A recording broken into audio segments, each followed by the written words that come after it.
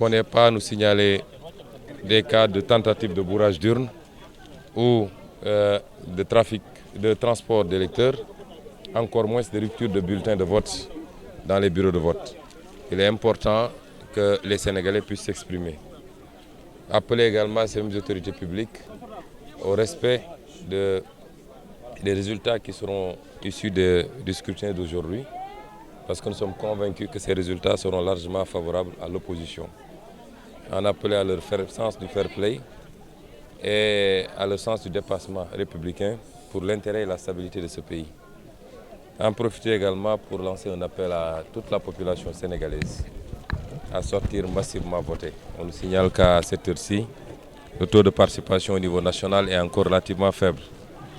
Je ne sais pas si les chiffres sont bons, mais en venant ici, on m'a parlé d'un chiffre qui tournait autour de 10 à 12%, ce qui serait un taux d'abstention historiquement bas. Ce qui n'est pas bon pour la démocratie, mais ce qui n'est pas bon également pour tous ces Sénégalais et ces Sénégalaises qui croient à notre projet, qui ont couru derrière nos caravanes sur des kilomètres pendant la campagne. S'ils ne sortent pas voter, tout cela n'aura servi à absolument rien, parce que habituellement, l'électorat du pouvoir, ceux qui bougent parce qu'on a donné de l'argent, qui sortent voter, c'est les électeurs conscients et consciencieux des enjeux qui ont tendance à s'abstenir, particulièrement la jeunesse. Et nous savons que c'est la jeunesse qui porte notre combat. Nous en profitons pour réitérer cet appel. Moi-même, je suis sorti sous la pluie pour venir voter. Nous pensons que qu'il pleuve ou qu'il vente, comme on l'a dit durant toute la campagne, les Sénégalais devraient sortir massivement d'ici à 18h pour que le taux de participation puisse atteindre les 60%.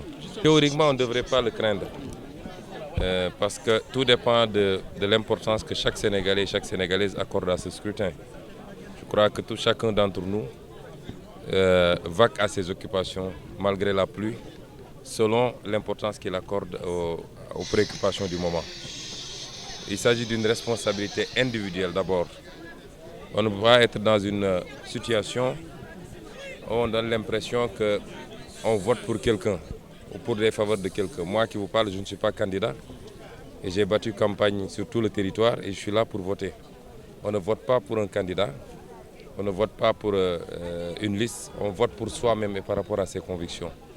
Et c'est pourquoi je dis que théoriquement, il ne devrait pas avoir à craindre que la pluie, encore qu'il ne pleuve même pas, ça c'est pas des précipitations, que cela puisse occasionner un fort taux d'abstention. Comme je l'ai dit durant toute la campagne, habituellement les Sénégalais ne votent pas beaucoup aux élections locales, aux élections législatives. Ils ont tendance à penser que tout se joue à la présidentielle. Or, l'institution la plus importante, celle qui peut justement réguler la vie démocratique, mais qui peut réguler la gouvernance publique pour éviter toutes les dérives qu'on a connues, c'est l'institution parlementaire. Si elle est mise entre de bonnes mains, elle permet quand même d'équilibrer le pouvoir comme nous l'ont appris les constitutionnalistes. Seul le pouvoir peut freiner le pouvoir, seul le pouvoir peut équilibrer le pouvoir. Et c'est pourquoi nous considérons que c'est la plus importante élection qui nous permettrait, premièrement, de pouvoir aller vers une gouvernance concertée. Le pays ne sera absolument pas bloqué, mais le président de la République sera obligé d'être beaucoup plus à l'écoute d'autres composantes, de consulter, puisque c'est ces composantes qui vont voter le budget, pour s'accorder sur les priorités des Sénégalais. Est-ce que les priorités des Sénégalais, c'est de baisser le coût de la vie?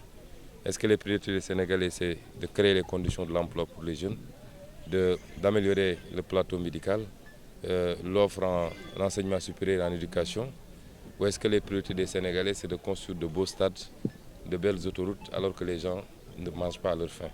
Tout cela sera débattu quand l'Assemblée nationale sera entre les mains d'une opposition compétente d'abord et responsable. Je crois que nous avons suffisamment démontré en tant que parlementaires que ce qu'on pouvait faire à l'Assemblée. Imaginez maintenant si on avait la majorité, qu'est-ce qu'on aurait fait? Des nervis signalés, vous avez cette information à Ziguinchor. On a entendu tout à l'heure Guy Marius Sagna parler de nervis. Bien, on n'a que des rumeurs, on attend de voir. De toute façon, celui qui est habitué de ces faits, nous le connaissons tous. Mais je peux vous garantir que cette fois-ci, s'il s'amuse à ce jeu, ce sera la dernière fois qu'il le fera.